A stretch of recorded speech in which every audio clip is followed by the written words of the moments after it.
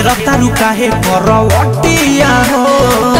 आज भर मान जाना बतिया हो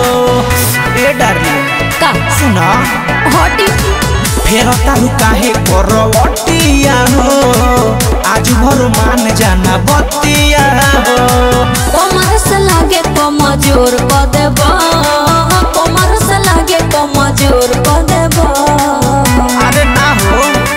लत लत भोर क देबो ए राजा जी लत लत भोर क देबो चुमा लत लत भोर क देबो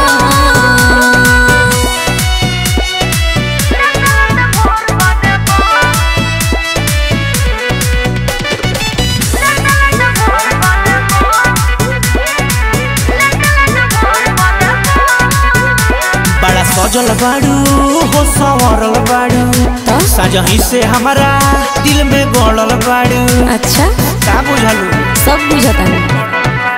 ए राजा रोहन लागे बड़ी बाऊ दिल एक बेर तो मांगे लोयाऊ फेरू तो रोद पूरे पोर क देबो फेरू तो रोद पूरे पोर क देबो लत लत भोर क देबो ए राजा जी लत लत भोर क देबो चुमा लत लत भोर क देबो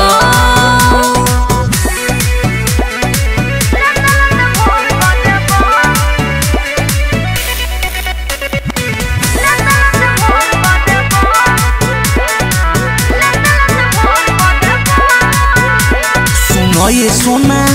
ना चोना कर अच्छा नीरज के आगे ना रोना कर आवा ना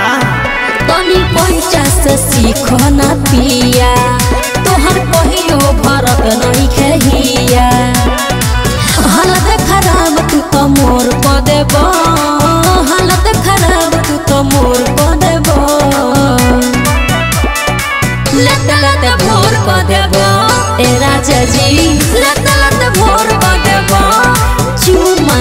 लत लत भोर क देबो।